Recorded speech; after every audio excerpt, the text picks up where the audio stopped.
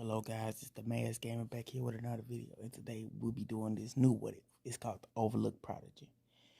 And yeah, about the previous what if, I might not be making any more because certain things came up, but I will leave a link in the description to where you can go find and read the manga for yourself. And yeah, let's get into this new what if. October 10th, the day that would leave a lasting impression amongst the people of the Hidden Leaf. October 10th, the day the Nine-Tails Fox would raise hell among Konoha. Hundreds of lives would be lost that night, but among those losses would be the rise of two new lives. Though in order to understand this tale, you must first understand what happened on October 10th, the day the Kyuubi attacked. In a cave not far from the village was a group of shinobi. Outside the cave stood a small umbu guarding the people inside. Inside the cave was a red-headed woman who was known as Kushina Namikaze to a select few the second Jinchuriki of the Nine-Tailed Fox. Kushina was in complete agony as she was close to giving to birth. To her side stood the Yodame Hokage, keeping the Nine-Tails in check. The Yodame Hokage, aka Minato Namikaze, looked at his wife disgrace. The woman delivering the babies, Biwaku Sarutobi, merely shook her head at Minato's antics. Men thought the wife their Hokage as she concentrated at the task at hand. The crying of the first baby rang through the room. A small red-haired baby was in the arms of Biwako. Biwako passed the boy to her assistant and went right back to work. Though a few moments later, the sound of a second baby rang through the room. Minato looked at the children with renewed happiness, and he quietly looked back at his wife. Minato could see the large smile on his wife's plain face. Then, in the blink of an eye, everything changed. The village hidden in the leaves was near complete destruction. An enormous hole was found in the village's outer wall, the place where the third Hokage had forced the Kyuubi out. The village itself was practically in shambles, with portions of it were completely the village walls. A large portion of the forest were completely gone. In the clearing stood several shinobi, and among them shinobi stood the third Hokage, his eyes wide as he just witnessed the Kyuubi disappear. Where did it go? An enormous light that illuminated the night could be seen in the distance. Snake, boar, ram, rabbit, dog, rabbit, bird, horse, snake. Minato finished the last year and clapped his hands together. A giant apparition appeared behind Minato. The apparition wore a long white cloak. In his hands were long white. Suddenly Minato's soul appeared in his hands of the apparition. Minato's eye twitched as he muttered the name Shiki Fuji, otherwise known as Reaper Death Seal. Minato looked at his left and saw his severely injured wife, Kushina, who was nailed to a ceiling shrine where the newborn twins lay. Minato narrowed his eyes as they were quickly filled with determination. Turning forward, he glared at the Nine-Tails, who was being held down by Kushina chains. Minato formed a hand sign, and the deaf guy struck his hand through Minato's back. The deaf guy hand entered Minato. He used his body as a medium. Then suddenly the same hand exploded from Minato's stomach and lashed onto the Nine-Tails. Minato gritted his teeth. I'll send the yin half in Mito, then I'll send the other half into me. No, I must seal it into Naruto. Minato looked at his two children. There must be two to stop Madara, the Jinchuriki of the Nine-Tails Fox. Madara looked forward and directed the deaf guy's hands to rip away the end half of the Nine-Tails. In a quick motion, the hand of the deaf guy did the exact that. Minato watched the Nine-Tails shrunk his size. He quickly moved to seal away the end. The cry of Mito as the yin was sealed into her. Minato wasted no time and moved to seal away the second half. He grabbed onto the remaining half of his Nine-Tails and proceeded to seal it into Naruto. Then, all at once, Minato's body froze as he watched as his hand kept moving. What are you doing? Shouted Minato as he managed to tilt his head towards Kushina coming. Kushina had heard Minato shout as turned to face him. Kushina's eyes widened in shock as she felt Kushina panic had her Nine-Tails reset on her. A hole was ripped into close to Kushina, and the hole where her stomach was revealed to the whole world. A sign seal appeared on her stomach. Kushina's eyes rolled into the back of her head. Minato watched her as his wife fell still unconscious. Minato felt himself regain control of his body as he fell to his knees. Minato looked behind him and stared at the Sharingan in disbelief. What is the meaning of this? You are fortunate, mortal, that I decided to help you succumb known as humans. Spoke the deaf god. Minato eyes widened in shock and had inspected the response. What? Why? The deaf god gave him a devilish grin. The time is drawing near. The child to complete the prophecy is near. Though in order for the event to occur, things needed to occur. I usually don't mess around with mortal affairs, but I'll make this exception. Minato asked, prophecy? Are you talking about the child of prophecy? The deaf god stood still and Minato watched as his soul was returned into his body.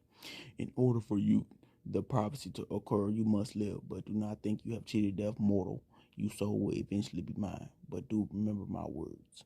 Mental eyes closed after hearing, as his hearing suddenly became dull, and the release of the juice had quickly sent him into unconsciousness, disabling him for hearing the deaf guy's last words.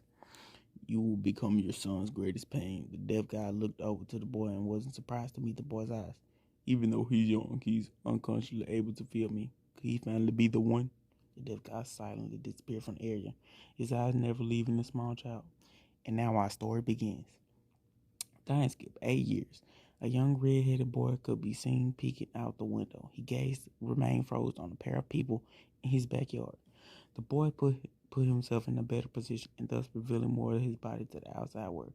The boy stood quite tall for his age at the height of 3'11". He had spiky short red hair and with the white whisker marks on his cheek. He gave the boy a ferocious look, but his bright blue eyes was the real anomaly to his looks. Compared to the rest of his features, his eyes was the thing that stood out the most for the boy. The boy stared intently at the group, trying to memorize every little detail he could. Out in his backyard stood the Yodame Hokage and a young blonde-haired girl. The redhead watched as the child attempted to run up the tree but quickly fell off. A frown was placed on the boy's face. She watched the man catch her, and they both laughed. Naruto shook his head and turned away from his window. He walked away quickly to his dresser and opened up a drawer. He pulled out a couldnt and slammed the drawer shut. Unintentionally, he caused the picture on his top dresser to fall over. Both sides as he reached out to pick the things out. The first thing he picked up was a wooden block with a name on it. Naruto Namikaze. The boy gave a quick glance and placed it onto his dresser. He picked up the picture and stood at it. It was a picture of him with a beautiful blonde woman. The title under it read Grandma Tsunade. Naruto moved over and picked up two more. One picture he had much younger was sitting in an old man's lap with the blonde girl. Old Man Hokage, or the third Hokage. Naruto looked at the third picture. A mad shinobi with silver hair stood by Naruto. His hands was messing up Naruto's hair, but Naruto was still smiling in the picture. Kakashi. He picked up the last picture. It was a picture with him and the blonde girl. Behind them stood Minato and Kushina, family pit. Naruto didn't read the rest as he slammed the picture face down onto the dresser. Naruto quickly opened his door and moved slightly through the hall. As he reached the end of it, he stopped to peek around the corner. Naruto glanced onto the kitchen to his mother preparing. Naruto looked down to his good knife. If I tell her what I'm doing, she won't let me go. Naruto frowned. He thought back to why all of this was happening. It was early morning. Flashback no jutsu 1 year ago. It was early morning in Konoha, and Naruto sat fully awake at the breakfast table. Besides that, Mito, who was sleeping on the table, and Minato was sitting across them. Plates and chopsticks were set for each of them. Naruto took a deep breath as he waited for his mom to enter the room. His dad asked Mom and Dad to help me train too. They've been training Mito for a month, and I think it's time for me too. Naruto smiled as he thought about the things he could be learning. He was about to let out a child's giggle when he saw his mom enter the kitchen. He quickly eyed his father, who was busy reading and straightening himself up, trying to look as mature as possible. Dad and Mom, in an innocent voice, Minato and Kushina both looked up, and he looked at each of them. One thought ran through their heads. He wants something. Kushina gave Naruto a questioning look. What is it, Naruto? Naruto sweated a bit under his mother's look. She already knew it was something. I want something. Minato brushed off Kushina. Kushina listened to look. You're going to scare him off. Kushina declared to Minato, I'm not scaring him off. Mom, Dad, can I talk? Interrupted Naruto. Kushina and Minato looked at Naruto. Minato smiled. What is it, Naruto? Well, I was wondering. Naruto twirled his fingers a bit. If you could start teaching me like the ninja arts like Mito. Mito was suddenly wide awake, listening to Naruto's conversation. Kushina and Minato both raised an eyebrow. Minato gave Naruto a patient look. Naruto, we already told you why I started training Mito. Naruto, no, it's because she's nine to the Juki. She needs extra help controlling her chakra. Naruto looked up with determination. I know that, but I promise I won't be a burden. You have to teach me once. I swear I managed to figure things out on my own. You won't even have to waste that much time with me. I promise, Minato sighed. That's not how it works, Naruto. When teaching young children like you to use chakra, you need a lot of attention. Due to my Hokage duties, I don't have much time to teach you. In fact, it's usually the mother who teaches me, though, and she needs to have all her focus. Naruto's eyes slowly beginning to fill up with this moment, but Dad, no buts. Dad, could reply Kushina. You heard your father. Kushina walked up to Naruto and placed her hand on his shoulder. Once you enter the academy, you'll learn how to wield your chakra there. Naruto's eyes widened and suddenly lit up with the idea. Then why don't you let me join now? They could probably teach me how to use my chakra. But you decide because you don't have to enter until you're 9. Since all they're teaching you at your age is the basic of reading, writing, and history. We teach you that already. Now to finally find out. Then why can't I just enter now? I already know all that. I'm sure I could just skip ahead. She looked over to mental friend. They knew that already, but because she and mental didn't want their child to grow up so fast. They themselves had seen the horrors of war at their children's age. Kushina's temper finally got the best of her. I said no, and that's final. Not to shut his eyes in anger, but he did nothing. Eugene and Mentor looked at each other and stared aside. We turned in the gaze at her brother not uttering a word. Flashback, no juice release 1 year ago. Naruto took a deep breath and ran to the door. Mama going to the park. Kushina looked behind her. What? Though before she knew what was happening, Naruto was already out the door. Kushina, you better not be late for dinner. Naruto stood in the clearing of the park. The spot was secluded so no one else could see what he was doing. Naruto stared at the tall, thick tree he had picked up. From what I was seeing, Minato was using her chakra to walk up the tree. Naruto took a deep breath. If I'm correct, I must direct the flow of chakra to my feet in order to walk up the tree. Naruto formed a hand sign and closed his eyes to concentrate, gathered the chakra to my feet. Naruto opened his eyes and pulled out the kunai he grabbed earlier. Then he swiftly ran up the tree and started running up the tree. Naruto took 3 steps and he grinned. I'm doing it. Snap. Only 3 feet off the ground, Naruto heard the breaking of a bark. Naruto quickly looked down to his feet and he realized he was upside down and falling to the ground. Thump. Naruto's head slammed into the ground. Naruto fell to his side. He quickly rubbed his head. I might need to use less chakra. Naruto took a few steps back, repeated the earlier process, then he looked at the tree once again and ran towards it. A black-haired teen sat in the branches of a high tree. His hair was wild and spiky and wore a high-color black shirt. His eyes were closed and he was sleeping silently in the tree. His eyes suddenly cracked open, revealing his black onyx eyes. The teen yawned and took a good look around. He looked up to see the sky. It'd be sunset soon, the teen frowned. Did I really waste the whole day sleeping? Oh well, I needed it. Cecily looked around one morning. He suddenly rose an eyebrow. He looked down at the red-haired boy. Is he still at it? The boy had been here since the little past noon. Cecily looked at the tree he was staring at. Cecily shook his head. By looking at the marks, he managed to get past 7 feet. Cecily watched Naruto form her hands and began to gather chalk at his feet. So I give him credit. He has determination. Cecily then watched his breath to tree and then his eyes widened. He watched as he flew past the 7 feet mark and smoothly ran halfway the tree, where several markings gone unnoticed by Cecily were. Naruto ran a few more steps before he marked the spot and jumped off. Naruto landed on the ground smoothly, but I know where he stumbled backwards and fell to his knees. Naruto suddenly let out a big grin. He attempted to catch his barrel. Cecily couldn't help but grin as well. What an impressive bird. That's better than most can even do in a week. Cecily then scratched his chin at the redhead, though. Why does it seem so familiar?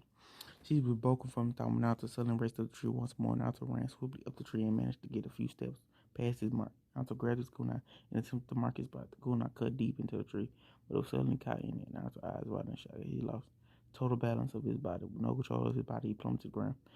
Naruto was about to fall to the ground. His eyes widened, realizing who exactly Naruto was. The Yodame son. Naruto shut his eyes, expecting the words, but it never came. Naruto suddenly opened them and was surprised to be in Shishu's arms. For a moment, Naruto felt a sense of deja vu. Just like Dad and Mito, he saved me from hitting the floor. Hey kiddo, I'm Shisui. Quite a close shave back there, huh? Spoke Shisui. Naruto suddenly brought back into reality and Shisui tried to ponder. Naruto remained frozen for a second, come to place the panic, causing Shisui panic. Are you alright? Ah, Shisui. Shouted Shisui, and Naruto's fist slammed into his face. Shisui let go of Naruto, and Naruto jumped away. Shisui clenched his face, his nose, and largely laughed. What was that for? I don't know you're not an enemy ninja. You don't have a forehead protector, nor are you wearing any Konohara attire. You switch up me and enemy Shinobi. Don't you see the Uchiha crest on my back? I don't know where the kunai from earlier landed in between Naruto and Shisui and Naruto's eyes right. Why don't you show me? Shisui sighed. She turned around, revealing his back. See? Shishui's eyes wide and he turned around. See Naruto with the kunai in his hand. Then he flicked it. Then, with the flick of his wrist, it was flying impressive free with deadly accuracy. She was impressed, even though even his strongest cry refined.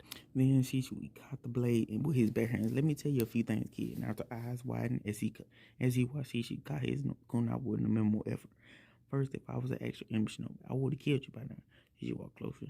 Second, it's closer to Naruto. Second, you shouldn't have attacked your enemy with double blades. That's why I got stuck in a tree earlier. She was selling activated. She ain't gonna find it. I'm a shinobi of Hidden Leaf Village.